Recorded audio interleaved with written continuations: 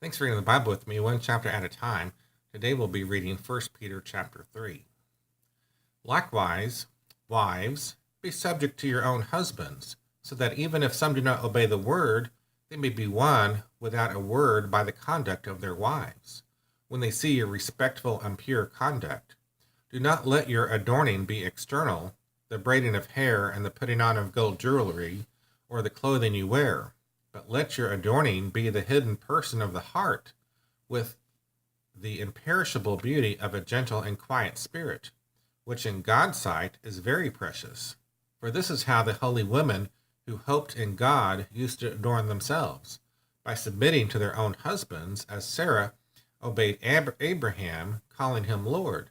And you are her children, if you do good and do not fear anything that is frightening. Likewise, husbands, live with your wives in an understanding way, showing honor to the woman as the weaker vessel, since they are heirs with you of the grace of life, so that your prayers may not be hindered. Finally, all of you have unity of mind, sympathy, brotherly love, a tender heart, and a humble mind. Do not repay evil for evil or reviling for reviling, but on the contrary, bless. For to this you were called, that you may obtain a blessing. For whoever desires to love life and see good days, let him keep his tongue from evil, and his lips from speaking deceit. Let him turn away from evil and do good. Let him seek peace and pursue it. For the eyes of the Lord are on the righteous, and his ears are open to their prayer. But the face of the Lord is against those who do evil. Now who is there to harm you, if you are zealous for what is good? But even if you should suffer for righteousness' sake, you will be blessed. Have no fear of them, nor be troubled, but in your hearts honor Christ the Lord as holy, always being prepared to make a defense to anyone who asks you for a reason for the hope that is in you.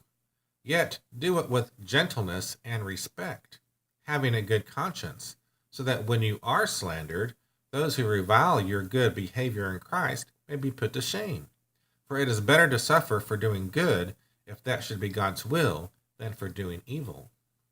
For Christ also suffered once for sins, the righteous for the unrighteous, that he might bring us to God, being put to death in the flesh, but made alive in the Spirit, in which he went and proclaimed to the spirits in prison, because they formerly did not obey, when God's patience waited in the days of Noah, while the ark was being prepared, in which a few, that is, 8 persons, were brought safely through water. Baptism, which corresponds to this, now saves you, not as a removal of dirt from the body, as an appeal to God for a good conscience, through the resurrection of Jesus Christ, who has gone into heaven and is at the right hand of God, with angels, authorities, and powers having been subjected to him. Thanks so much for reading the Bible with me, one chapter at a time, as we read through 1 Peter chapter 3. I hope you're reading through and learning some insights on what God's will is for your life by reading the Bible, one chapter at a time. Have a great day in the Lord.